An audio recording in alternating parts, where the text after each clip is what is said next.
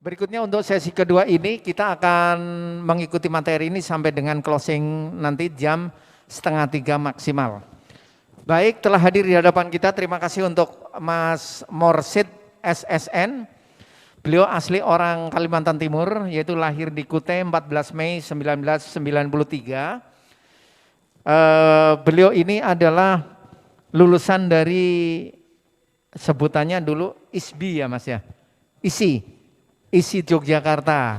Baik, beliau sekolah di seberang SD, SMP sampai SMA dan melanjutkan perkuliahan di Institut Seni Indonesia Yogyakarta pada Fakultas Seni Media Rekam, program studi film dan televisi. Pengalaman dalam bekerja yaitu sebagai tenaga pengajar di PSDKU ISI Yogyakarta, rintisan Institut Seni Budaya Kalimantan Timur, ISBI Kaltim, tahun 2018 sampai dengan sekarang. Dan beliau juga bekerja pada bagian produksi di Samarinda Televisi sejak 2018 sampai dengan sekarang. Beliau bekerja pada bidang seni, antara lain adalah kamera person and sound, Jampi Gugat, dokumentari film 2013, direktur Sujud Kendang, dokumenter film 2014, art direktor, produser, direktur cukup banyak. Artinya beliau ini akan memberikan materi untuk kita bersama dan kami berharap bahwa materi ini adalah dapat digali oleh adik-adik dan saudara-saudara sekalian baik yang ada di studio UPTD Taman Budaya Provinsi Kalimantan Timur maupun yang melalui Zoom. Perlu saya sampaikan Mas Mursid bahwa kegiatan ini di samping offline juga ada online. Jadi offline-nya berada di studio UPTD Taman Budaya Provinsi Kalimantan Timur dan online-nya adalah tersebar di beberapa kabupaten kota yang ada di Kalimantan Timur. Baik, untuk mempersingkat waktu Mas Mursid nanti saya akan berikan waktu maksimal sampai dengan jam 14.30 atau 2:30 dan untuk itu waktu sepenuhnya kami persilahkan dan nanti kalau ada sesuatu mungkin sambil mengalir saja. Untuk itu kepada Mas Mursid waktu dan tempat disilakan. Cek. Terima kasih Pak Ibit. Assalamualaikum warahmatullahi wabarakatuh. Selamat siang teman-teman semua. Jadi saya kedapatan sebenarnya jadwalnya pagi tapi jadi siang jadi agak lemes semua nih. Apakah masih lapar atau gimana? Apa ngantuk? Jadi sebelum memulai materi saya ucapkan terima kasih kepada UPTD Taman Budaya Samarinda yang masih konsisten mendukung perfilman yang ada di Kalimantan Timur khususnya Samarinda dengan mengadakan rutin mengadakan workshop film. Kalau nggak salah ini yang kedua ya Pak ya. Jadi walaupun dengan adanya di masa pandemi UPTD masih tetap mengadakan workshop walaupun dengan keadaan yang seadanya Pak ya. Kalau yang saya ingat sih tahun kemarin ramai banget yang peserta maupun yang baik yang di lapangan maupun yang online juga. Nah, teman-teman di sini kan sudah hari kedua mempelajari tentang film dan kearifan lokal. Kan tahun ini tema yang diangkat dari UPTD adalah perkembangan film pendek di Indonesia dengan kreativitas kearifan lokal yang di masa pandemi. Nah kalau ngomongin pandemi mungkin saya agak kurang tahu Pak ya, jadi anggap aja pandemi itu segera berlalu. Jadi kita ngomonginnya tentang kearifan lokal di dalam film. Karena ini inti poin dari tema tahun ini menurut saya Pak ya. Oke, next. Sebelum memulai apa sih kearifan lokal di dalam film, sebenarnya kita harus pahami dulu apa sih film itu. Nah teman-teman ibaratnya kan di sini mau membuat film, Tapi seberapa paham kita tentang film? Ibarat koki itu kalau kita mau bikin nasi goreng kita harus tahu apa sih nasi goreng, apa sih bahan-bahan yang dibutuhkan, alat-alat yang dibutuhkan, bahkan cara memasaknya kan seperti apa. Kalau kita tidak tahu semua tadi, mungkin nasi gorengnya nggak akan jadi gitu. Mungkin bisa jadi tapi ya dengan menghayal aja. Belum tahu rasanya enak atau enggak kita nggak tahu. Ibaratnya langsung coba aja. Begitu juga dengan film, kita harus pahami dulu, apa sih film sebenarnya? Kalau kita nggak paham ya kita nggak akan susah untuk membuat film yang terbaik atau yang bagus menurut kita maupun penonton. Nah, teman-teman kan sudah hari kedua, jadi dapat pejangan apa sih film itu dari beberapa narasumber sebelumnya. Mungkin teman-teman bisa menggali ingatan dulu Pak ya. Kita ngambil sambil mengalir aja Pak ya, boleh kan Pak Ibit? Boleh kan? Nah, kebetulan ini ada 3 tanda tanya besar. Nah, mungkin bisa dipilih atau ada yang mau menyampaikan film menurut kalian tuh apa gitu. Jadi saya ingin tahu dulu, apakah mungkin ada pemahaman baru tentang film atau dari teman-teman. Mungkin siapa dulu yang mau nyoba menyampaikan pemikirannya. Kalau enggak diacak aja boleh Mbak, dikasih mic. Jadi kita di sini sharing diskusi, jadi biar enggak terlalu jenuh, biar enggak terlalu ngantuk, enggak terlalu serius, kita di sini sharing aja, sharing pengalaman. Teman-teman di sini mungkin ada yang pernah bikin film atau kepingin bikin film, tapi masih ada hal yang menghalangi. Nah itu mungkin kita pengen tahu. Nah mungkin bisa diacak aja Mas, bebas, boleh siapa?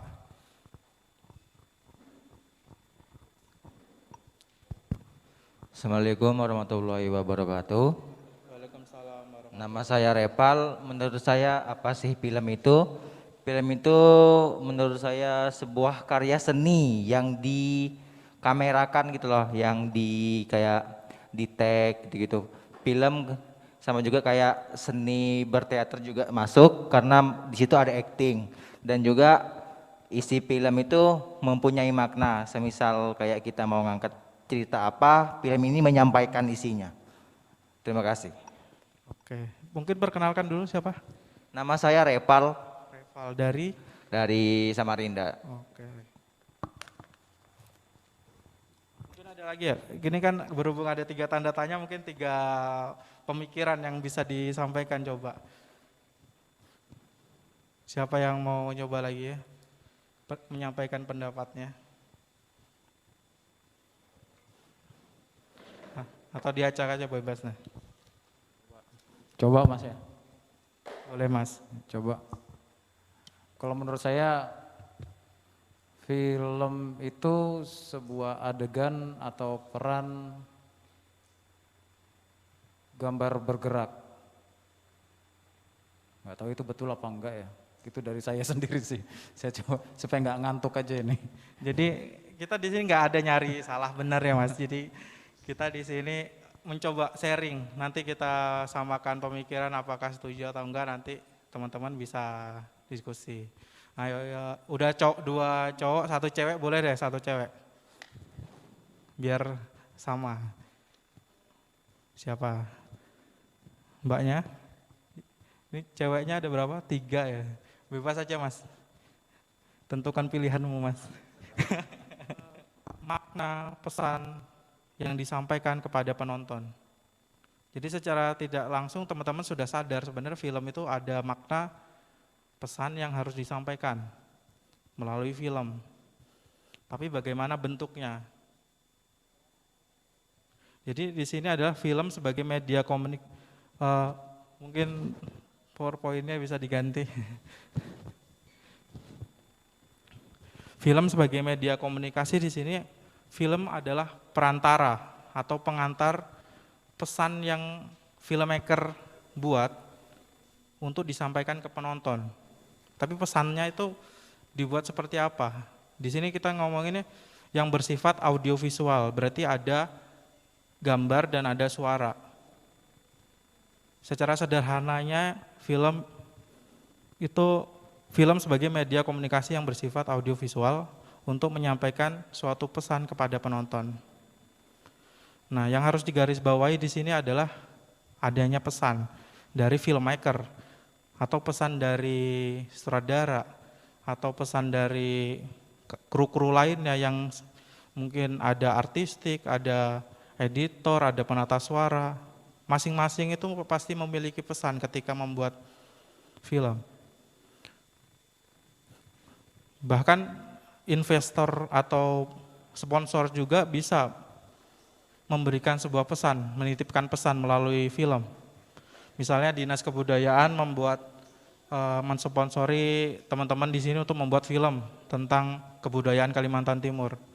Secara nggak langsung kita harus menyisipkan pesan tentang kebudayaan Kalimantan Timur di film yang teman-teman mau buat.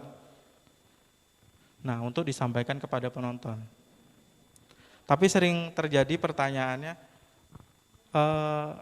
apakah filmmaker tuh harus memikirkan pesan yang atau wajib harus memberikan pesan-pesan yang bagus di filmnya?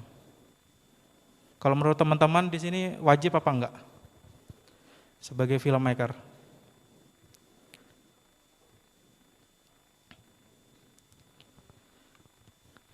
Jadi sifatnya di sini pesan yang di dalam film itu kita sebagai filmmaker sebenarnya tidak diharuskan memikirkan itu.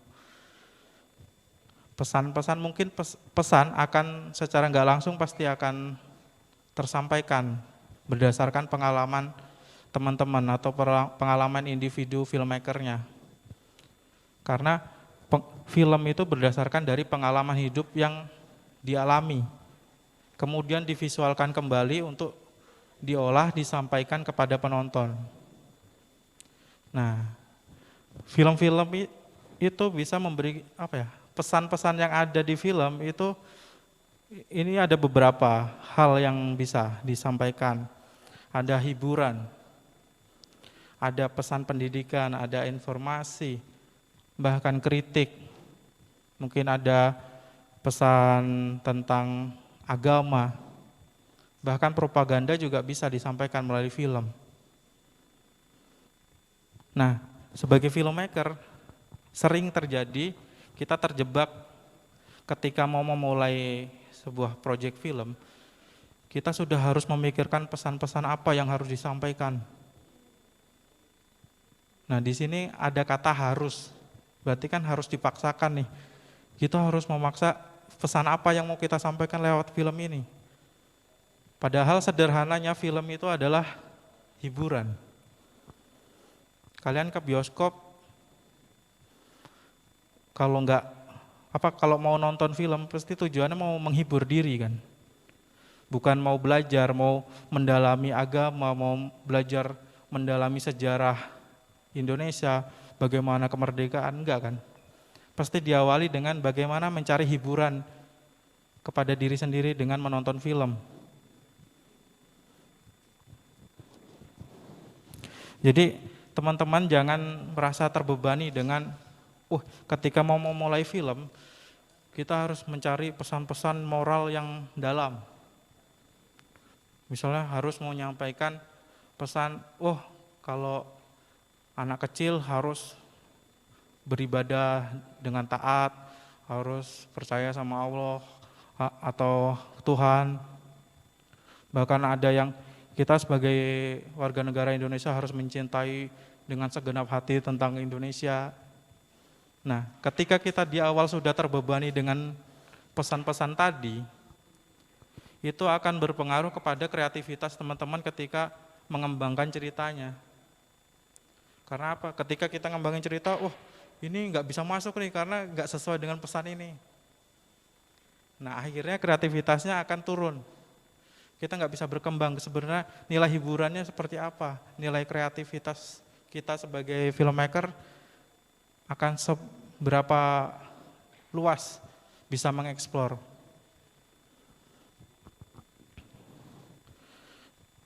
Nah, mungkin selanjutnya Mas, next. Nah, Intinya adalah film itu adalah hiburan. Ketika kita mau memulai suatu proyek film, kita harus menganggap proyek film kita itu adalah hiburan.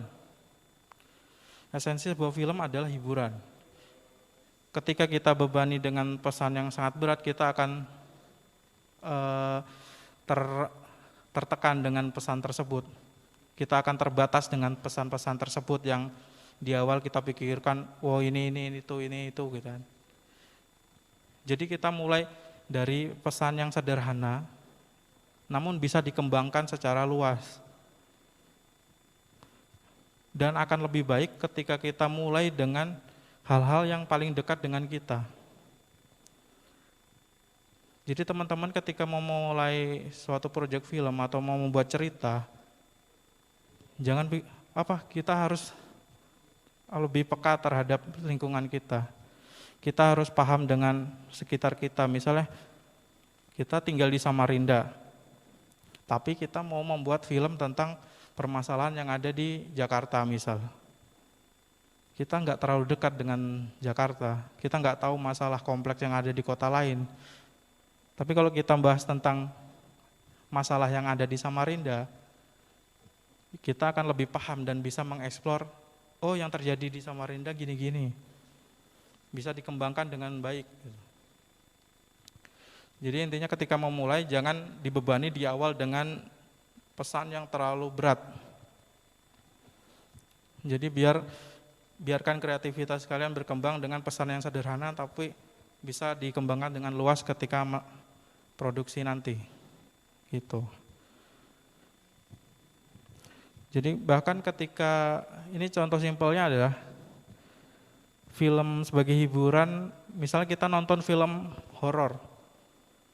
Kita nonton film horor tuh tujuannya apa?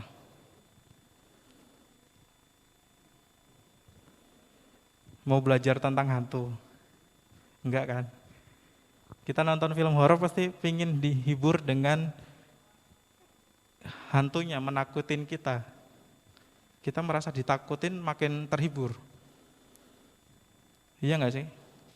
Kalau nonton film horor kita, hantunya enggak serem, kita biasa-biasa aja. Tapi ketika kita nonton film horor, kita sampai takut, ada yang nangis, ada yang kesurupan, nah kita malah senang. Jadi sederhananya sebenarnya kan film adalah hiburan kan. Nah bentuk hiburan itu apakah harus selalu bahagia? Enggak kan. Contohnya tadi film horor aja kita ditakutin malah terhibur. Ketika nonton percintaan kita bisa sampai nangis atau sedih juga terhibur. Jadi sederhananya itu. Ketika kalian membuat film itu apakah kalian merasa terhibur dengan film tersebut atau enggak? Kalau kalian terbebani dengan pesan-pesan moral dan lain-lain tadi, itu bagus. Tapi kita bukan guru atau bukan penceramah yang harus memasukkan pesan-pesan yang tadi itu. Karena semua udah ada pengurusnya yang ngurusin, ada Kementerian Agama, Kementerian Pendidikan, Kementerian Kebudayaan. Nah di sini kita hanya menangkap hal kecil yang bisa disampaikan dengan hiburan melalui film. Nah setelah kita paham tentang film tadi itu, jadi teman-teman sudah paham belum sih tentang film? Jadi ada pesan yang disampaikan. Nah pesannya seperti apa? Itu bebas dari pengalaman teman-teman. Tapi jangan sampai terjebak kita memberikan pesan yang terlalu berat ke dalam film yang mau dibuat. Karena dampaknya akan membatasi kita untuk berkreasi atau berpikir kreativitas. Karena di film itu ada namanya proses kreativitas. Baik ketika ngambil gambar, ketika bercerita, ketika ngedit, itu kreativitas dari teman-teman filmmaker sendiri. Nah, setelah paham inti dari sebuah film, kita baru sampai ke unsur pembangun film. Apa sih unsur pembangun film? Kalau ngomongin tadi kan ada nasi goreng. Nah ini ibaratnya bahan-bahan pembentuk dan alat-alat yang dibutuhkan. Nah, di film juga ada. Di sini bahan utamanya ada unsur naratif. Teman-teman pasti udah paham lah tentang unsur naratif. Segala aspek tentang cerita. Di situ ada tokoh, di situ ada dialog, di situ ada tempat dan waktu. Bahkan ada alurnya. Nah, setelah kita punya bahan utama, ketika kita udah punya bahan utama, ketika cerita sudah siap, itu akan diolah lagi dengan kebutuhan apa yang alat-alat yang dibutuhkan dan cara teknisnya memasak bahan tersebut. Di sini ada unsur sinematik, yaitu unsur teknis yang dilakukan teman-teman ketika sudah memiliki unsur cerita atau ketika sudah mempunyai cerita yang kuat. Kita masak dengan, yaitu tadi ada mise en scene. Mise en scene teman-teman ada yang tahu? Mise en scene itu segala hal yang terlihat di dalam kamera atau yang terekam di dalam kamera. Nah, ketika kamera ngerekam ini isinya apa aja? Ada tokoh, ada adegan, ada setting tempatnya, ada cahaya, tata cahayanya, ada kostumnya, bahkan make up juga termasuk mise en scene.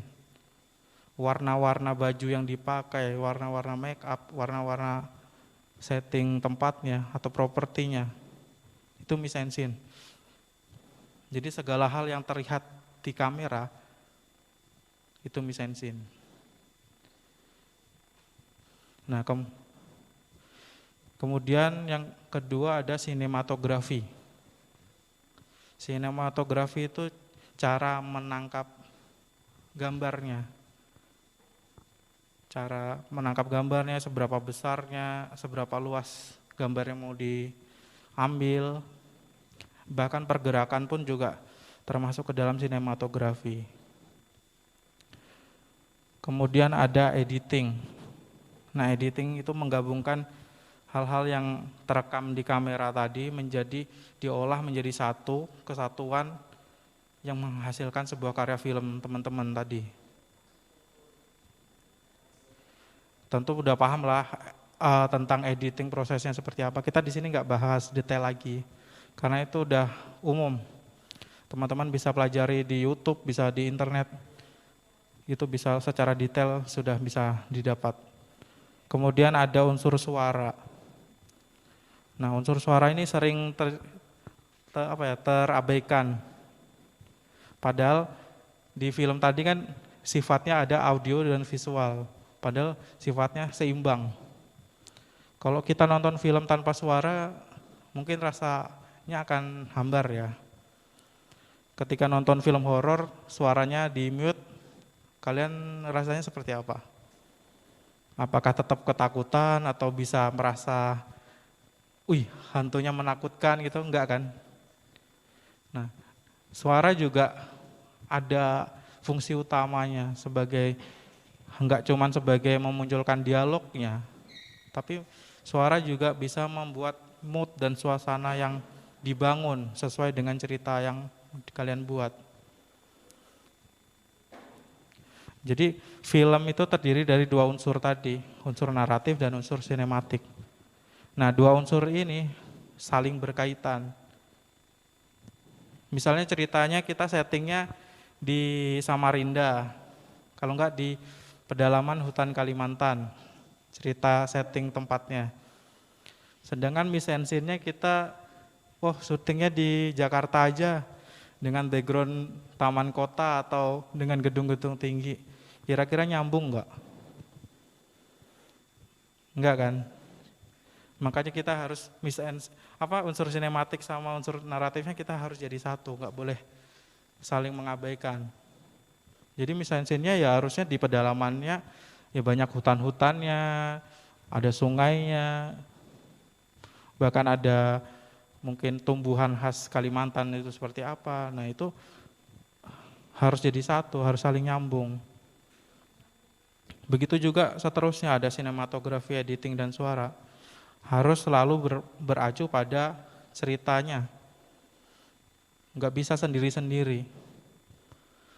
Kita ngomongin, ceritanya tentang kesepian gitu. Tapi di sinematografinya banyak pergerakan, banyak pergantian shoot. Terus suaranya juga suara yang rame, membahagiakan. Kira-kira bakal jadi sepi apa enggak suasananya? Pasti akan beda mood atau suasana yang ditangkap sama penonton tadi. Dan itu berarti pesan yang ada di filmnya enggak sampai ke penontonnya. Nah, dari dua unsur ini kita lanjut ke struktur pembuat film. Nah, ketika kita mau membuat film, kita harus tahu dulu orang-orang yang dibutuhkan untuk membuat sebuah film. Di sini ada produser. Produser orang yang bertanggung jawab tentang segala hal, manajemen pembiayaan, penjadwalan, perizinan, dan lain-lain. Bahkan bisa produser itu menjadi investor atau sponsor, atau bahkan mencari dana yang dibutuhkan untuk produksi. Kemudian di bawah produser ada sutradara. Nah, ini banyak nih orang yang keinginan jadi sutradara. Sutradara adalah orang yang paling bertanggung jawab dengan film yang akan dibuat, baik dari praproduksi sampai pasca produksi. Sutradara nggak cuma memikirkan tentang adegannya seperti apa, tapi sutradara juga harus memikirkan film ini jadinya akan seperti apa, termasuk pesan yang disampaikan tadi. Nah, sutradara yang baik ya mungkin banyak pengalaman yang baik, dan lebih ke yang utama harus dimiliki sutradara adalah kepekaan terhadap lingkungan sekitar. Dia harus bisa menangkap pesan-pesan ada yang di lingkungan sekitar, apakah bisa ditangkap apa enggak dan dijadikan ke dalam bentuk film. Kemudian penulis naskah. Penulis naskah adalah penulis cerita yang akan dibuat. Mungkin di sini ada yang berkeinginan jadi penulis naskah gitu. Jadi biasanya orang-orang yang menulis naskah itu orang yang pendiam, kurang ingin unjuk diri, jadi lebih ke mengekspresikannya melalui tulisan aja. Jadi kalau kalian punya yang merasa malu atau nggak percaya diri gitu, tapi kalian punya pengalaman yang bagus dan ide cerita yang bagus nih, ya kalian tuliskan aja. Karena nanti dari tulisan yang kalian buat itu bisa dikembangkan ke dalam film dan kalian bisa jadi filmmakernya. Jadi filmmaker itu nggak segala cuman sutradara, nggak cuman videographer, nggak cuman soundman, nggak cuman editor. Jadi penulis naskah pun juga filmmaker. Nah, sampai sini mungkin ada yang mau ditanyakan dulu dari teman-teman, biar nggak bosan dulu, biar nggak ngantuk.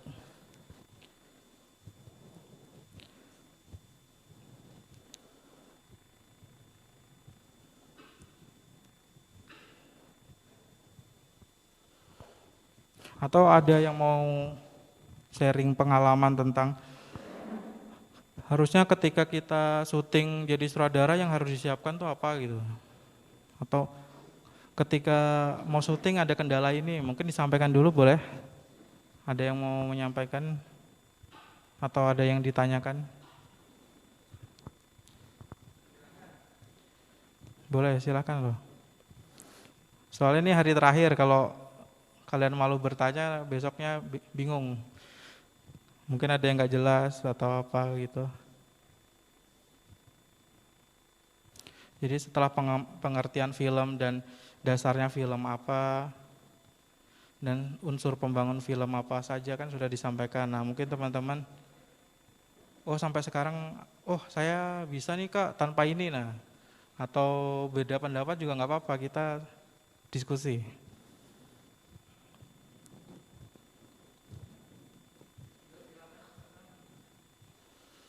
Ada nggak? Kalau nggak ada berarti udah paham tentang unsur pembentuk film dan orang-orang di balik layarnya ya. Ya udah kita lanjutkan ke tahapan selanjutnya. Ketika kita membuat film, ada beberapa tahap yang harus kita lewati. Kita nggak mungkin bisa langsung, oh aku punya ide cerita gini, besok syuting ya. Itu sering terjadi sering terjadi ke teman-teman. Wah aku punya cerita ini, besok syuting. Kira-kira filmnya bakal jadi film bagus apa kurang bagus? Ibaratnya kita hari ini bareng dibilangin dapat ide, terus besok syuting.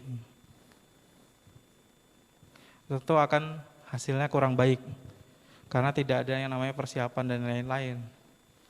Jadi kita harus lewatin, sebagai filmmaker kita harus lewati beberapa tahapan produksi.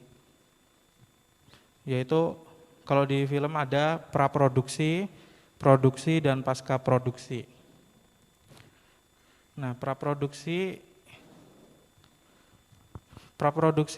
itu adalah masa di mana persiapan kita sebelum syuting atau persiapan sebelum membuat film. Nah, persiapannya apa saja yang harus dilakukan teman-teman untuk memulai proyek filmnya? Di sini kita ada beberapa poin pentingnya. Sebelum memulai film, membuat film, teman-teman harus membentuk sebuah tim. Tim yang isinya dari yang tadi itu, ada produser, ada sutradara, ada penulis naskah, ada penata artistik, ada editor, dan lain-lain. Nah itu teman-teman harus buat dulu, buat tim. Apakah harus sebanyak itu? Enggak harus. Jadi teman-teman bisa mungkin tim kecil yang bisa merangkap, misalnya editor bisa bantu jadi soundman, terus produser bisa jadi sambil jadi sutradara, itu juga boleh. Asal kemampuannya kalian bisa. Nah, pembentukan tim ini menurut saya harus dipandang penting, karena ketika kita membentuk tim yang tidak solid, itu akan merugikan kita di proses selanjutnya. Jadi benar-benar yang harus sepaham, satu visi dan satu misi ketika membuat sebuah proyek film. Jangan asal comot, tuh aku mau ambil ini karena dia punya kamera bagus. Wah aku editornya ini karena alatnya bagus. Nah ketika ditemukan ngobrol, oh ternyata nggak cocok, beda misi. Wah aku maunya gini aja, akhirnya berantem dan bubar. Akhirnya proyek nggak jadi. Nah ini penting, ketika membentuk sebuah tim kita harus paham dulu karakter masing-masing. Udah satu visi apa satu pemikiran apa belum. Gitu. Kemudian setelah punya tim, kita tentukan ceritanya. Nah ini cerita ini penting dan prosesnya paling lama. Jangan ini, ceritanya sembarang aja gini-gini, yang penting bikin film. Janganlah. Tentukan ceritanya itu kita harus ada proses namanya pengembangan cerita awal. Ada development. Satu tim tadi diskusi cerita yang yang dibuat itu seperti apa. Sehingga film yang dibuat itu bentuk dari pembuatan tim, bukan seseorang. Ini sering terjadi, karena sutradaranya si A, ya udah suruh mikir ceritanya si A. Akhirnya ketika produksi, ini jadinya film A aja, bukan filmnya tim. Nah di sini kalian harus tentukan ceritanya bareng-bareng. sama tim produksinya nanti. Oh aku mau bikin film gini, setuju nggak? Oh setuju. Setelah udah terpilih, baru dikembangkan ke konsep audiovisualnya tadi. Jadi setelah kita punya cerita yang dari penulis naskah tadi jadi satu, itu kan bentuknya adalah teks, tulisan. Nah, di sini ya proses kreatif dari teman-teman filmmaker membuat dari yang tulisan tadi menjadi bentuk audiovisual, di mana itu adalah bentuk filmnya. Di sini kalian diskusi konsepnya seperti apa, baik dari pengambilan gambarnya, pengadegannya seperti apa, bahkan editingnya juga seperti apa. Nah itu di sini kalian rembukan atau diskusikan. Setelah kita udah menemukan, oh konsepnya seperti ini dan semua tim sudah siap, baru kita lanjutkan ke masalah pendanaan. Nah biasanya ini agak ribet, oh setelah udah cerita nggak ada duitnya ini kayak apa gitu. Nah kalau dulu pengalaman saya ya memulainya dengan, oh kita bertim ada 5 orang, ya udah kita patungan 5 orang, dapatnya berapa. Kalau enggak, kalau kita percaya diri ya kita mencoba mengajukan proposal. Nah ini yang teman-teman jarang dilakukan nih, padahal itu bisa menguntungkan kita, menghemat biaya. Karena mencoba, misalnya kita mengajukan proposal film tentang kebudayaan, ya udah ke kemana, ke dinas kebudayaan atau perusahaan-perusahaan lokal yang peduli dengan kebudayaan. Nah, siapa tahu dapat, kan lumayan itu untuk biaya produksi. Nah setelah masalah pendanaan selesai, baru kita tentukan penjadwalannya. Jangan kita belum punya cerita, belum punya konsep, udah mikirin jadwalnya syutingnya bulan ini pokoknya. Nah kira itu akan membatasi apa enggak? Kan jelas akan membatasi. Jadi alangkah baiknya kita lama membuat di proses produksi itu, menentukan ceritanya, pengembangan ceritanya seperti apa, dan konsep yang mau disuguhkan itu seperti apa. Itu akan lebih baik ketika harus buru-buru. Jadi kita harus punya cerita yang matang dulu, baru kita jadwalin.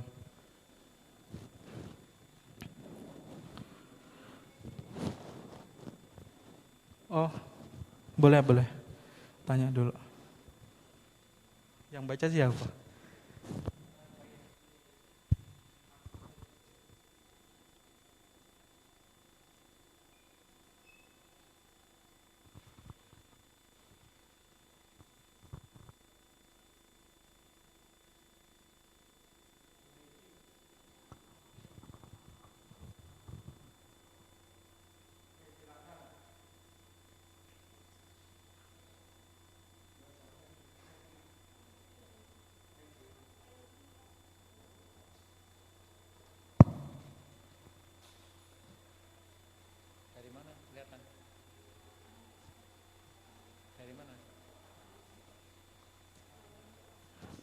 Oke, silakan. Ada pertanyaan?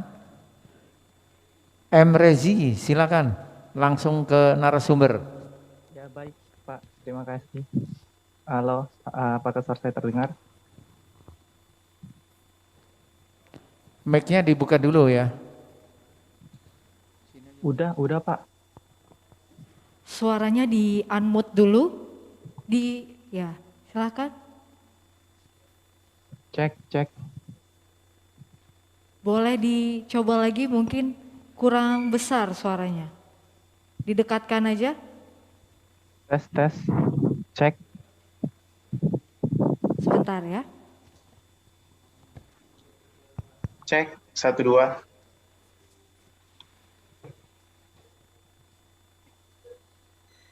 Apakah suara saya terdengar?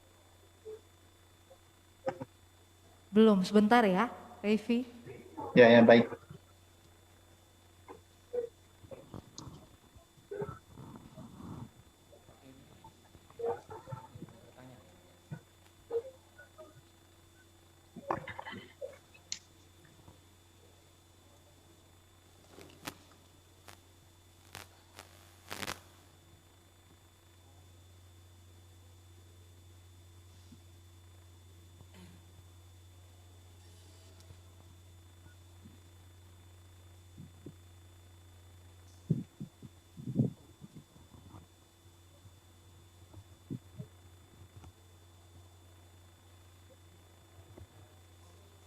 Oke, silahkan Mas.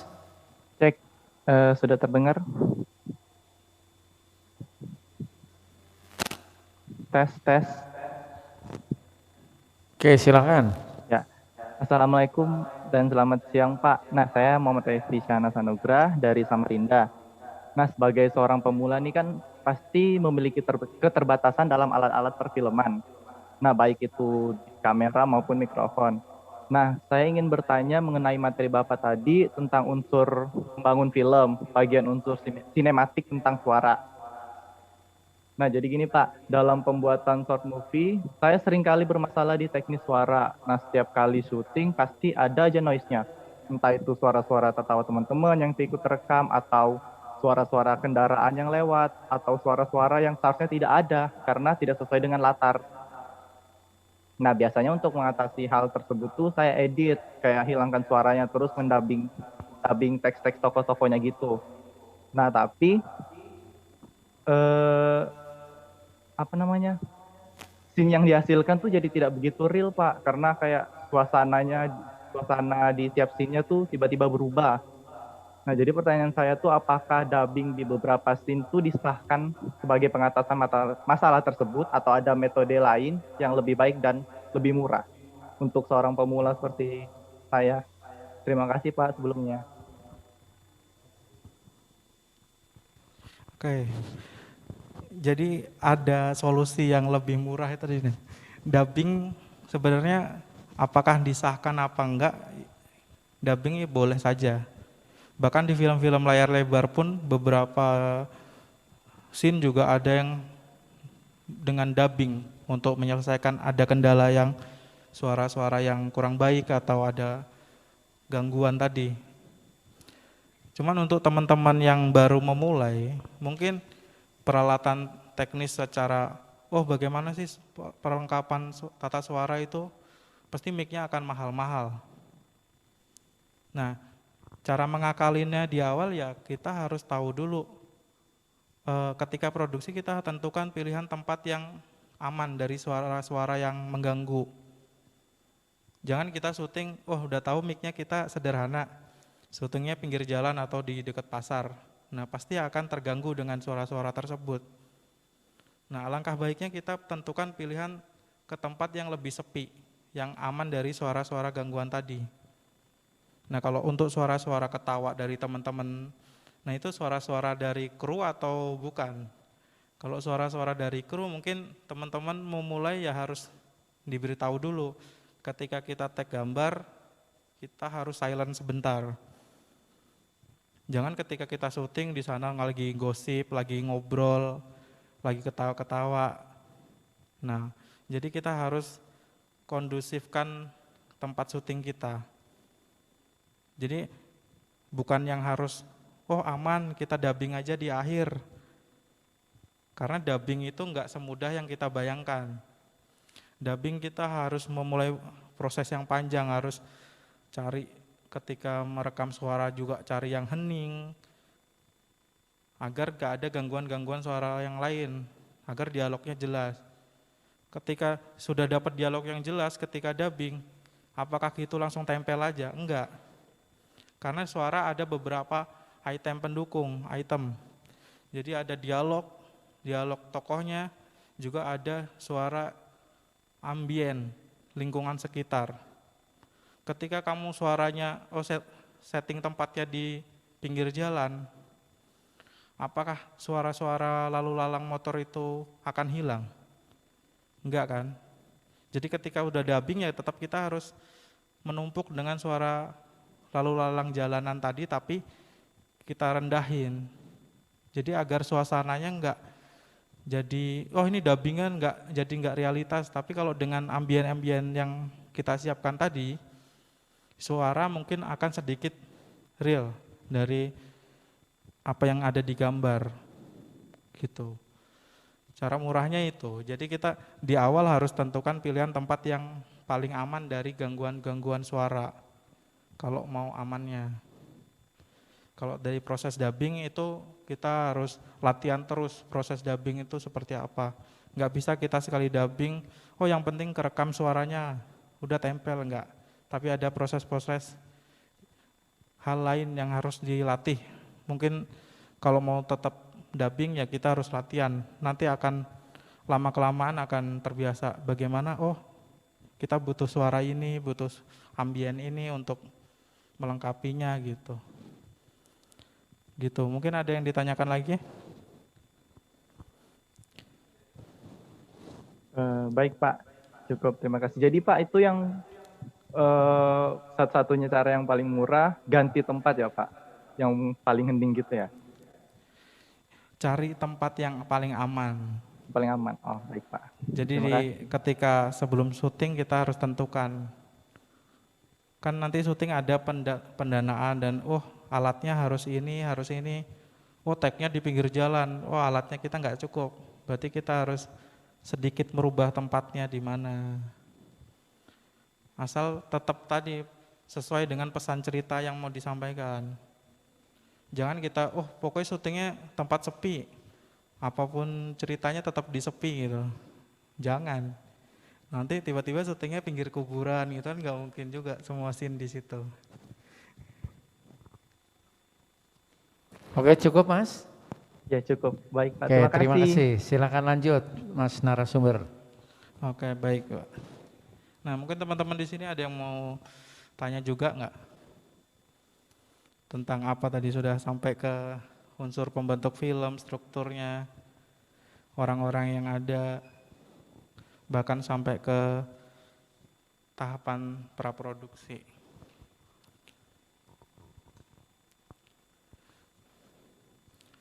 Praproduksi itu yang paling diutamakan ada di ceritanya. Jadi mungkin PPT-nya dilanjut, Mas. Jadi naskah sebagai kunci utama di dalam film. Setuju nggak kalau kalian cerita yang bagus bisa menghasilkan film yang bagus? Kalau cerita yang jelek, bisa nggak dia jadi film yang bagus? Akan susah kan? Jadi bagaimanapun kita kunci utama di film itu cerita, di naskah. Kalau cerita kita biasa-biasa aja, mungkin film akan biasa-biasa aja. Tapi kalau kita punya cerita yang menarik, ya film akan bisa menarik. Kalau nggak jadi menarik, mungkin kekurangan di teknis produksinya atau proses kreativitasnya. Jadi kita nggak boleh nganggap sepele, udah ceritanya cepatnya gini aja tentang kisah gini. Orang yang merantau, udah yang penting syuting. Enggak. Jadi kita harus kembangkan cerita yang di awal tadi dengan kreativitas yang kita miliki, dengan pengalaman yang kita miliki. Alur ceritanya seperti ini. Apakah ada suguhan baru apa enggak? Nah. Jadi teman-teman di sini ada beberapa tahap cara cepat membentuk sebuah cerita. Yang pertama ada ide. Ide itu adalah gagasan awal yang kita miliki ketika memulai sebuah film atau cerita. Misalnya idenya kita mau tentang cinta. Nah, cinta ini kan satu kata aja nih. Tapi maknanya luas. Bisa ke cinta orang tua, bisa ke cinta teman, atau cinta ke hewan peliharaan, cinta ke alam, bahkan ke cinta pekerjaan. Kan ini bisa dikembangkan ke luas dari hal ide yang sederhana tadi. Dari ngomongin cinta kita bisa banyak kesempatan mau ngambil yang mana. Kita mau fokus kemana. Setelah kita nentuin idenya apa, kita kembangkan ke tema. Temanya mau seperti apa, mau yang diangkat. Kan cinta tadi banyak tuh, nah cintanya seperti apa. Nah, alangkah baiknya seorang penulis naskah itu menuliskan dari yang ada di sekitar dia, atau yang paling dekat dengan dia. Bahkan pengalaman hidupnya juga akan lebih baik karena dia bisa paham secara detail rinciannya dan dikembangkannya seperti apa. Tanpa harus susah payah riset, mendalami, belajar dulu kemana-mana. Misalnya tadi kan kita ngomongin cinta, oh misalnya penulis naskahnya lagi kasmaran nih. Nah tentu pasti akan temanya, oh bisa ngomongin orang jatuh cinta. Jatuh cinta seperti apa. Misalnya dia kurang percaya diri menyampaikannya, akhirnya oh bagusnya itu kisah yang menarik adalah temanya orang jatuh cinta diam-diam. Nah ini kan banyak yang terjadi. Dan tentu semua orang punya pengalaman itu. Nah misal penulis naskahnya tadi itu lagi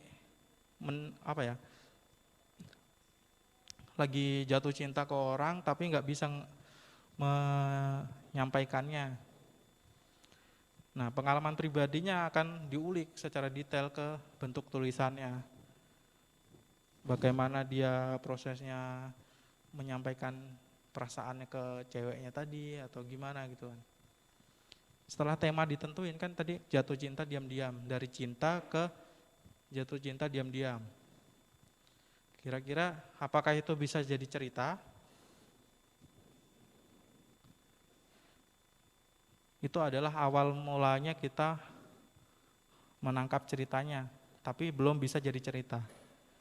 Maka seterusnya setelah kita dapat tema, kita kembangkan ke logline. Logline ini adalah intisari cerita yang mau kalian buat atau struktur utama di naskahnya atau di ceritanya. Kalau tadi temanya jatuh cinta diam-diam, di sini kita harus tahu proses membuat cerita logline-nya seperti apa. Di sini ada secara singkatnya, kalian harus pertama menentukan karakternya atau membentuk karakternya. Jadi sebuah cerita kita harus bentuk karakternya dulu. Karakternya akan seperti apa, siapa dia. Anggap aja karakternya saya. Nah saya ini siapa? Kan kalian bisa imajinasikan. Bisa dia seorang polisi, bisa dia seorang pelajar, bisa dia seorang kakek-kakek. Nah itu adalah karakter. Di situ ada watak dan lain-lain, itu bentuk karakter dulu. Nah, setelah karakter kita udah jadi, kita tentukan tujuan karakter tadi apa. Kalau mengacu dari temanya kan tentang jatuh cinta diam-diam. Berarti kan tujuannya adalah menyampaikan, misalnya keinginannya menyampaikan perasaannya kepada cewek. Tujuannya itu. Nah setelah kita udah tentukan tujuannya apa, baru kita kasih nih hal yang paling disukai penonton. Halangannya apa? Atau hambatannya. Hambatan dari si karakter tadi untuk sampai ke tujuannya. Nah penonton kan paling suka itu kalau semakin hambatannya makin sulit, makin senang dia tonton. Jangan sampai, oh dia mau menyampaikan perasaannya ke cewek, ya udah halangannya cukup bannya bocor gitu. Kan itu jadi biasa-biasa aja. Tantangannya kurang. Jadi di sini kalian harus buat halangan itu sulit mungkin. Karena itu akan terjadi ke bentuk dramatisasi. Penonton suka itu dengan masalah. Kalian nonton film pasti akan cari masalahnya kan. Masa ya kita nonton film perang, udah dia akhirnya menang gitu kan, perang. Enggak kan, pasti ada masalah-masalah. Ah masa gini aja gitu. Nah. Jadi di logline itu kita harus tentukan karakter, tujuannya apa, kemudian hambatan atau halangannya. Itu kerangka utama di dalam cerita. Dan ini akan mudah sekali kalian kembangkan. Kalau kalian tidak tentukan ini, kemungkinan ketika kalian kembangkan cerita bisa lari kemana-mana. Kalau kalian nggak punya patokannya. Anggap aja kalian mau bikin film, berarti kan udah ada tujuannya kan. Hambatannya apa? Nggak punya alat-alat, nggak punya waktu dan lain-lain. Nah itu kan jadi dramatisasi ketika mau membuat filmnya. Nah itu kan lebih seru. Kemudian setelah kita udah punya kerangka utama filmnya, kita kembangkan ke plot atau alur ceritanya. Pasti kalian familiar dengan kata alur cerita. Alur cerita ini terbagi ke dua bentuk. Ada alur linier dan non linier. Ada yang udah pernah dengar? Jadi alur linier itu kejadian-kejadian di film akan ditampilkan sesuai dengan berurutan dengan waktu dan tempatnya. Jadi dia harus mengalir. Misalnya anggap aja kejadiannya A, B, C, D. Ya udah kita di film alurnya ya A, B, C, D. Nah, sedangkan alur yang non linier itu alur yang tidak berurutan. Misalnya kita punya kejadiannya ada 5 A, B, C, D, E. Kita bisa dari A langsung ke C, terus kembali lagi ke B, lanjut lagi ke E, lanjut kembali ke B, itu boleh. Karena itu non linier. Itu tergantung dari konsep cerita yang mau dibuat. Jadi pada umumnya di film-film yang dibuat tuh agar mudah dipahami penonton ya rata-rata menggunakan alur linier. Karena mudah dipahami. Kan ceritanya atau kejadiannya berurutan sesuai dengan waktu kejadiannya. Gitu. Nah, kemudian di proses pembentukan alur cerita tadi ketika kita udah tentukan alurnya linier, berarti kan berurutan. Ada yang harus dibuat lagi, yaitu pembabakan. Jadi kalian ketika bikin cerita, misalnya film pendek itu 10 menit, atau 15 menit. Nah kita bagi ke berapa babak, untuk lebih ke termanajemen cerita kalian. Misalnya di sini ada babak pengenalan, ada babak aksi atau action, ada babak kesimpulan. Pengenalan di sini kalian bisa pengenalan karakter, pengenalan masalah, pengenalan ini cerita film itu mau membahas tentang apa sih? Nah itu di babak pengenalan. Biasanya babak ini nggak panjang-panjang. Kalau di film pendek itu karena durasinya pendek jadi singkat aja, paling 1-2 menit. Kemudian selanjutnya akan diisi dengan babak aksi atau actionnya dari si tokoh tadi untuk sampai ke tujuannya apa. Dan di situ kalian bisa memainkan konflik-konflik yang terjadi untuk mendramatisir film kalian. Nah habis babak aksi itu ada kesimpulannya.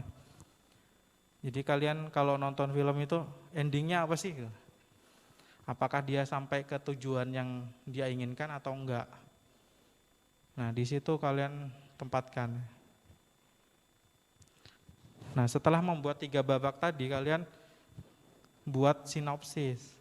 Sinopsis itu rangkaian cerita, rangkuman cerita dari awal sampai akhir. Di situ ada tokoh, ada masalahnya apa, terus yang dilakukan tokoh apa, sampai endingnya apa. Kebanyakan kan teman-teman tahu, membuat sinopsis itu kayak kalau di film tuh trailer aja, hanya pengantar. Misalnya si A ingin membeli sepatu untuk ikut lomba lari dan akhirnya berjuang keras belajar mencari uang. Akankah si A mendapatkan sepatu? Nah itu rata-rata bikin kayak gitu tuh. Kalau di sinopsis cerita yang mau kita buat, kita harus tuliskan juga endingnya seperti apa. Bagaimana dia menyelesaikannya tadi. Agar bisa dikembangkan ke tahap selanjutnya. Kalau sinopsis untuk promosi film di akhir nanti ya mungkin bisa kalian bikin teaser kayak gitu. Tapi kalau sinopsis di awal kalian harus tentukan semuanya harus ditampilkan. Nah, habis dari sinopsis ada tahap treatment. Treatment itu pembabakan dari pecahan dari sinopsis. Itu biasanya isinya ada beberapa scene yang harus kita tampilkan. Nah, tapi kalimatnya masih satu cerita. Dialog belum dibuat di sini. Jadi hanya adegan.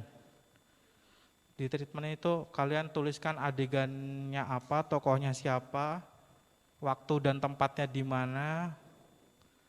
Bahkan bisa kalian tuliskan juga di treatment itu shoot yang mau diambil videonya itu seperti apa. Nah, itu akan kalian bagi ke misalnya pengenalan kita butuh 5 scene gitu.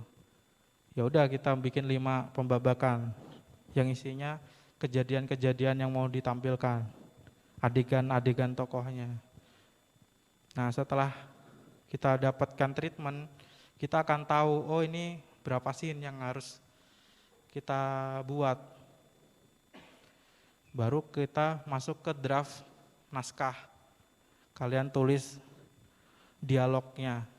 Kalian tulis di situ di naskah ada keterangan waktu dan tempatnya, adegan pengantarnya seperti apa, dan baru dialognya.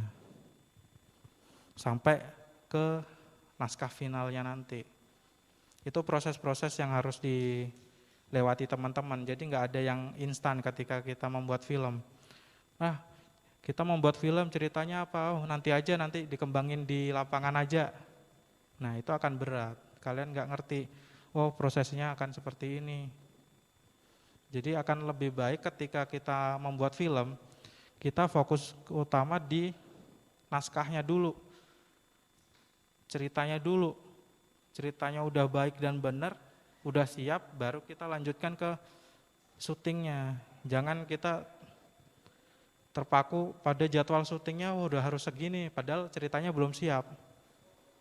Belum lagi membentuk karakter atau tokohnya tadi.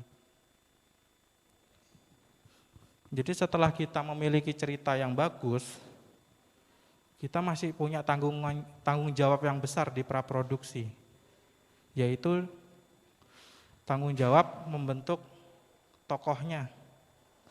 Kalau bahasa Suradara itu reading.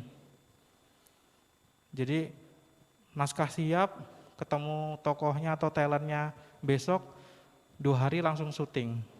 Kira-kira si tokohnya bisa mendalami karakternya apa enggak? Pasti akan berat. Dia hanya menghafal dialog naskahnya aja. Tapi dia tidak memerankan karakter di filmnya.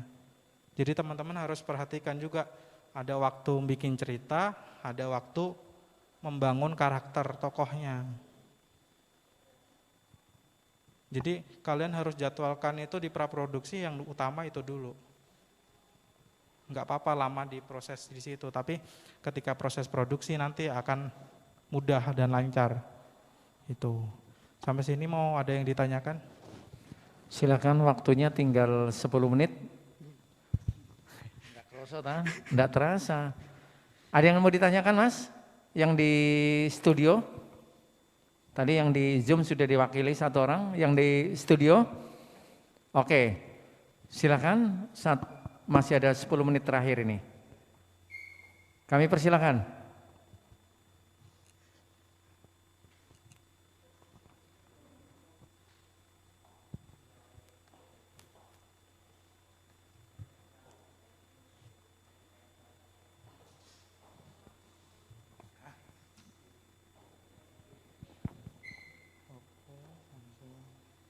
Assalamualaikum warahmatullahi wabarakatuh. Saya ingin bertanya Pak, tentang pembuatan naskah tadi Pak ya. Jadi gini Pak, misalnya dalam proses syuting, karakter atau tokohnya ada yang tiba-tiba berhalangan untuk melanjutkan film sampai habis. Jadi seperti kayak di stop tengah-tengah gitu Pak. Nah, mungkin halangan karakter tadi, nauzubillah mungkin meninggal di tengah pembuatan film misalnya. Nah, seperti materi Bapak tadi, naskah itu kunci utama kan Pak ya. Nah, gimana misal ide, tema, storyline sampai final udah selesai, bahkan udah dapat pemeran-pemerannya. Jadi dalam mengatasi masalah tersebut dan apakah dalam pembuatan naskah juga memikirkan hal-hal seperti itu Pak? Kan semuanya kan sudah terangkum rapi gitu kan Pak. Dan tiba-tiba pemeran yang ini meninggal. Jadi gimana sih cara mengatasinya gitu nah Pak? Nauzubillah lah meninggal kan. Oke, jadi pertanyaannya sering apa ya? Jangan jadi sering terjadi ya. Kalau penulis naskah mungkin nggak akan memikirkan masalah tersebut. Masa ya kita bikin naskah cerita, gambar pertengahan nanti ini ya, orangnya nggak bisa ya, nggak mungkin. Cerita akan fokus ke pengembangan ceritanya akan seperti apa. Jadi di naskah nggak mungkin akan memikirkan tersebut karena bukan bidangnya. Nah, di bidang yang lain mungkin produser mungkin bisa memikirkan hal tersebut, tapi itu jarang sekali terjadi. Ya, pernah terjadi di film kalau nggak salah Fast and Furious yang pemerannya di tengah-tengah syuting meninggal kan. Ya itu akan memusingkan semua kru karena itu nggak terbayangkan dan terpikirkan. Akhirnya mereka memikirkan dengan cara diperankan oleh adiknya kalau nggak salah. Diganti gitu ya. Nah, digantikan dengan orang yang mirip. Tapi itu pasti akan berdasarkan dari diskusi semua pihak. Bahkan film bisa saja di cancel kan. Karena nggak mungkin kan kita udah punya cerita bagus, tiba-tiba ada masalah itu ya udah dirubah. Yang ceritanya belum tentu bagus. Kalian akan memilih yang mana? Kalau film layar lebar punya duit banyak. Kalau kita duit sedikit tapi punya waktu banyak. Jadi kalau pemula ya kemungkinan kita bisa meng-cancel dulu. Mengganti pemeran itu bisa jadi. Kan ketika casting itu kita ada beberapa pilihan pemeran. Nah, tinggal kebijakan dari tim produksinya akan seperti apa. Tapi kalau itu dipikirkan sebelum syuting itu apakah ada persiapan? Enggak, kemungkinan pasti enggak ada pemikiran ke situ. Atau mungkin teman-teman yang di sini atau yang di belakang punya pengalaman, udah terpikirkan, boleh sampaikan deh pengalamannya. Kalau saya dulu ada pengalaman ketika bikin film, sudah siap, talentnya sudah siap. Tiba-tiba pas syuting talentnya jatuh sakit. Mau nggak mau kita mengganti jadwal. Dan itu akan dibayar mahal ketika sedikit pun kita ngundurkan jadwal pasti akan di budgeting akan membengkak. Tapi pemerannya maunya tetap itu, ya udah kita tunggu. Jadi kita mau mengorbankan yang mana? Beda kalau udah yang penting ceritanya kayak gini, bisa digantikan sama pemeran yang lain. Pernah ada pengalaman syuting pendek juga, ceritanya anak SMP yang sering bolos. Nah, pemerannya ini action take pertama itu semangatnya luar biasa. Loncat pagar tuh cepet dia. Tapi ketika take 3 kali ternyata dia langsung down, langsung sakit. Dan gak bisa dilanjutkan. Itu take pertama, adegan pertama di film. Dia sakit. Cuman kita punya waktunya di hari itu aja. Bagaimana ngakalinya ya udah kita diskusi, ya udah diperankan dengan orang lain. Misalnya, ada teman kita nih, itu bahkan sutradaranya, badannya kecil, jadi dia pakai kostum SMP loncat pagar kayak gitu.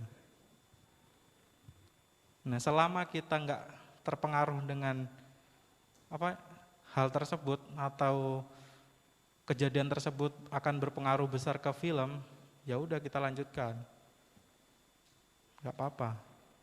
Tergantung keputusan dari teman-teman sebagai timnya. Itu. Nah, Ada lagi yang mau ditanyakan? Terima kasih. Terima kasih. Cukup? Cukup. Oke, mungkin kembali ke narasumber, silahkan mungkin ada hal-hal yang perlu di statementkan untuk 5 menit terakhir, silakan. Nggak, sebenarnya ini belum kita ngomongin kearifan lokal Pak. Jadi ini lanjutkan ke pengembangan cerita aja sana. Jadi kita sebagai filmmaker atau penulis naskah atau sutradara, ketika kita membuat cerita, lebih baik dari diri sendiri. Apa yang kalian gelisahkan, kalian unek-unekan. Misalnya kita ngomongin kesehatan, ya udah kita ngomongin film dari kesehatan, tapi yang dari kita ini apa? Jadi akan lebih baik tuh dari pengalaman pribadi yang ada di sekitar kita. Itu kalian bisa ngembangkan secara detail dan luas cerita tersebut. Jadi jadikan hal-hal, ini kalau bahasanya ngutip dari dokumenter ya, film dokumenter. Jadikan hal-hal yang orang lain tidak melihatnya menjadi sesuatu yang istimewa.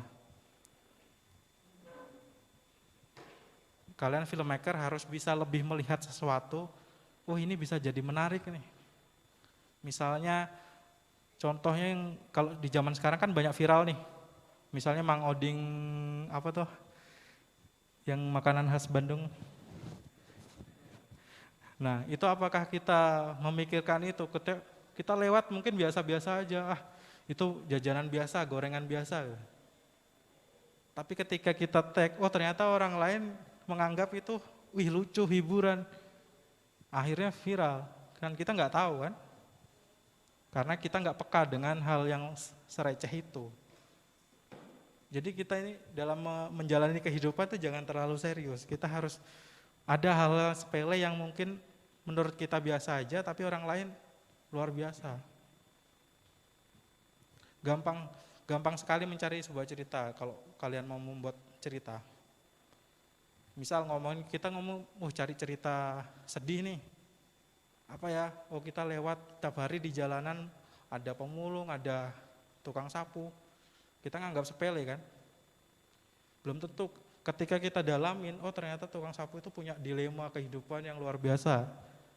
Yang mungkin teman-teman bisa olah jadi sebuah cerita yang menarik. Mungkin dari, dia ibu-ibu jadi tukang sapu, anaknya malu dengan pekerjaan ibunya, terdampaknya kemana-mana kan. Nah kita bisa menggali sesuatu tersebut, tapi dengan harus mempelajari dari orang lain. Tapi kalau dari diri sendiri kita hanya mengangan-angan, oh kita dulu pernah gini, bagaimana ya menyelesaikannya. Itu bedanya. Jadi sekarang mulai latih kepekaan diri, misalnya lebih peka dan peduli dengan lingkungan yang ada di sekitar kalian. Itu untuk menemukan sebuah cerita. Intinya kalian ketika, oke, kita nonton film nih, pasti patokannya film-film yang ada di Jawa, yang ada di Jakarta. Oh film yang bagus tuh kayak gini ya, oh yang film yang viral tuh kayak gini ya. Akhirnya kita membuat di sini membuat film dengan cerita yang hampir sama kayak mereka, dengan permasalahan perkotaan. Padahal di sini kita punya banyak hal, masalah orang-orang perkampungan, daerah pedalaman, itu kan banyak. Tapi kita nggak mau mengekspos itu karena yang kita lihat adalah film-film yang ada di Jawa. Padahal yang di Jawa itu sebenarnya pingin bikin film di sini dengan apa alam-alam yang ada. Cuman mereka nggak ada budget ke sini karena biayanya mahal. Sedangkan kita yang ada di sini nggak mau karena patokan kita ya yang di Jakarta bikin film gini. Nah, jadi kita harus lebih peduli sama sekitar kita untuk membuat cerita. Jadi sesuai dengan tujuan dari adanya workshop ini kan, yang diharapkan adalah teman-teman bisa membuat atau menghasilkan sebuah karya seni berupa film dari daerah dengan bumbu-bumbu kearifan lokal yang ada. Dan kemarin sudah dijelaskan kebudayaan-kebudayaan atau kearifan lokal yang ada di Kalimantan Timur kan banyak. Nah, apakah kita ngeh dengan itu sebelumnya? Apakah hal-hal tersebut bisa dijadikan ide cerita? Kan kita kemarin nggak peduli dengan itu kan. Tapi ketika nanti ada filmmaker dari Jawa syuting di sini menghasilkan itu, ya kita cuma bisa nonton. Padahal kita punya kesempatan bisa lebih mengeksplor itu.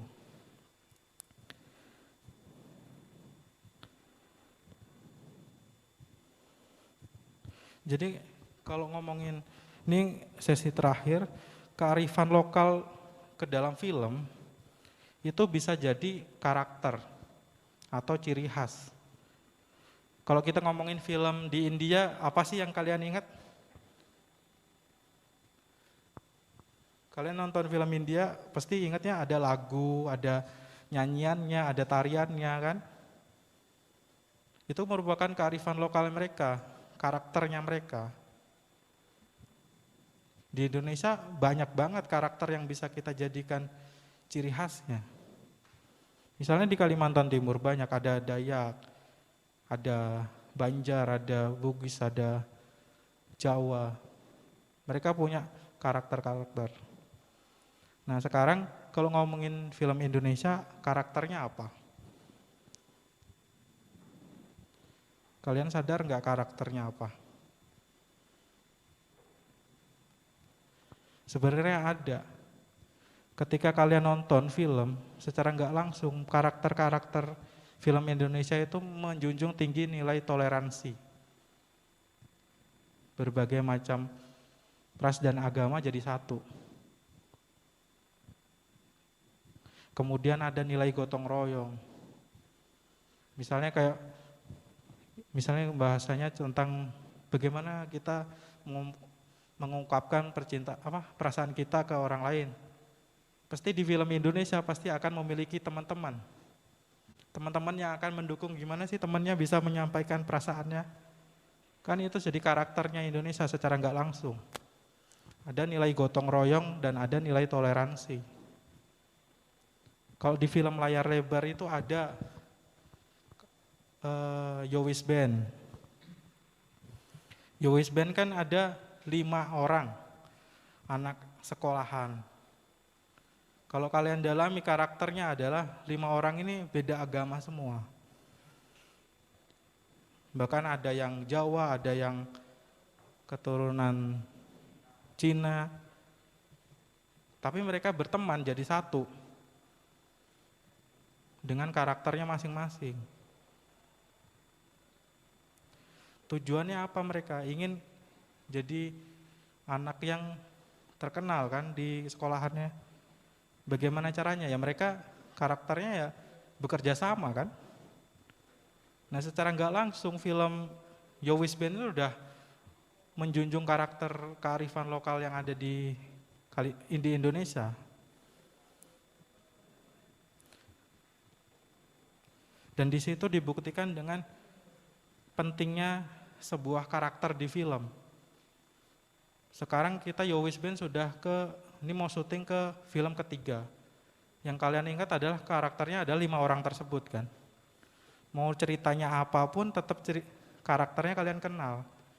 Setelah kita udah punya karakter, kita tinggal membuat tujuannya apa, masalahnya apa.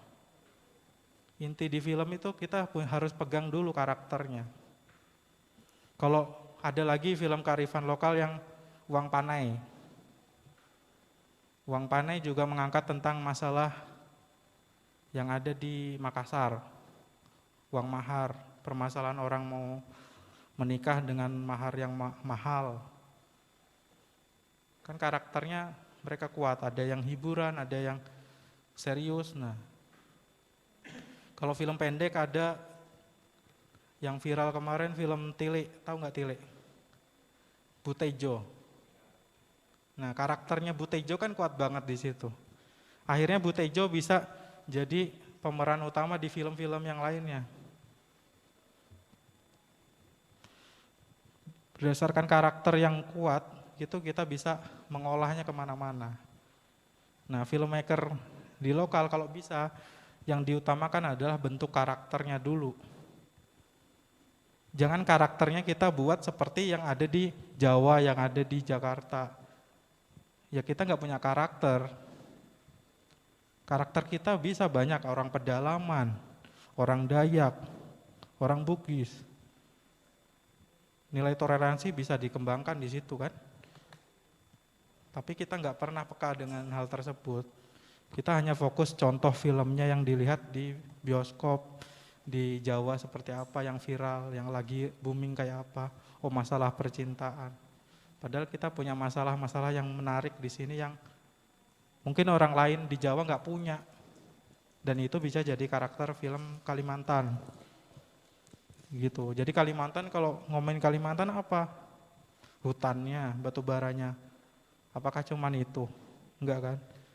Ada masalah adat istiadat, masalah kepercayaan, misalnya apa sih, kepuhunan, mitos-mitos cerita rakyat yang di sini ada tapi di Jawa nggak ada kan? Kenapa kita nggak ngangkat itu aja? Jadi sekarang kita harus mulai melihat sekitar kita dulu. Kita di sini nggak menutup dunia luar, tapi kita juga harus menghargai apa yang ada di dalam kita. Gitu. Jadi, oke, kita belajar dari film sana, oh menariknya gini, alur ceritanya gini. Ya udah kita terapkan di sini dengan kekayaan yang ada di sini apa. Jadi filmmaker di sini nggak ada alasan gitu. Itu. Mungkin ada yang ditanyakan terakhir? Waktunya sudah habis ya. Oke, barangkali closing statement Mas untuk menggairahkan kawan-kawan kita, adik-adik kita. Silakan barangkali sepatah dua patah kata untuk menggairahkan kawan-kawan kita. Silakan. Intinya ketika kita mau membuat sebuah film, kembali lagi di awal tadi, jangan bebani dengan pesan-pesan yang berat banget. Tapi mulai aja dulu. Bahasanya kita kan mulai aja dulu. Kalau nggak dimulai kita nggak akan terjadi sebuah karya tersebut. Jadi buatlah cerita yang sederhana tapi mudah dikembangkan secara menarik. Cerita boleh. Jadi zaman sekarang nggak ada yang namanya orisinal. Jadi cerita itu bisa sama, tapi cara bertuturnya atau cara kreatifnya setiap orang itu akan berbeda. Jadi jangan takut membuat sesuatu. Itu aja. Baik, terima kasih Mas Moses. Artinya adalah kita harus melakukan ya. Bukan menunggu, bukan mengira-ira, bukan nanti, tapi adalah kita butuh sebuah doing, lakukan, dan lakukan. Bercerita tentang local wisdom. Cukup banyak adik-adik kita, saudara-saudara kita, memang kita berkiblat dulu melihat di Jawa nggak ada masalah. Tapi kontennya adalah kedaerahan. Banyak contoh-contoh yang bisa kita lihat seperti bocah ngapak. Tadinya saya orang ngapak ya. Saya orang ngapak, begitu ada film ngapak yang tadinya kan disindir orang, apa itu? Begitu booming, sudah. Yang lain akhirnya ngikut. Nah, kapan kita ngikutin seperti itu? Kita harus melakukan Mas ya. Mas Mursyid, kita harus melakukan. Baik, barangkali kita berikan aplaus dulu yang meriah untuk Mas Mursyid. Terima kasih atas semua materi dan kita mudah-mudahan nanti kita bisa ketemu pada lain kesempatan dan mudah-mudahan akan selalu menjadi inspirasi dan selalu memberikan hal-hal terbaru yang berhubungan dengan perfilman di Provinsi Kalimantan Timur. Terima kasih Mas Mursyid. Terima kasih juga untuk kawan-kawan yang via Zoom. Mudah-mudahan apa yang disampaikan oleh beliau ini menjadikan sebuah inspirasi dan menjadikan sebuah pengetahuan yang sangat berharga bagi kita sekalian. Sekali lagi terima kasih Mas Mursyid. Mudah-mudahan kita di lain kesempatan kita akan bertemu lagi. Silakan. Baik, selanjutnya kita masuk ke prosesi penutupan. Kepada kawan-kawan panitia dipersilakan. Ya, baik, kita akan memulai rangkaian penutupan pelatihan film pendek tahun 2021 persembahan UPTD Taman Budaya Dinas Pendidikan dan Kebudayaan Provinsi Kalimantan Timur. Dan untuk itu Jen undang kepada dua orang yang sudah terpilih untuk mewakilkan penyerahan sertifikat secara langsung oleh narasumber dan juga moderator. Jen undang juga Ibu Rini sebagai kasih publikasi dan juga Ketua Panitia Pelaksanaan. Silakan. Kami persilakan.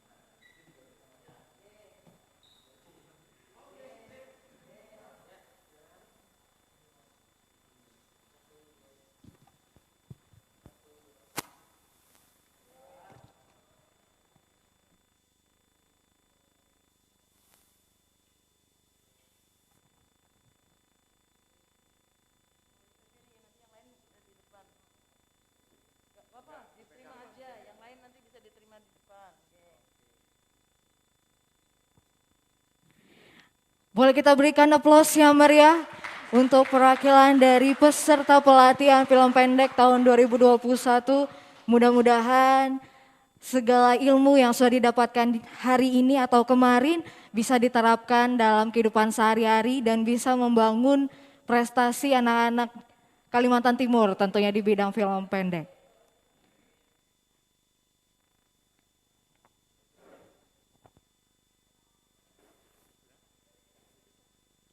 Baik, dengan berakhirnya tadi penyerahan sertifikat secara simbolis oleh narasumber dan juga moderator pada hari ini, maka berakhirlah pula perjumpaan kita dalam rangkaian acara pelatihan film pendek tahun 2021 persembahan UPTD Taman Budaya Dinas Pendidikan dan Kebudayaan Provinsi Kalimantan Timur.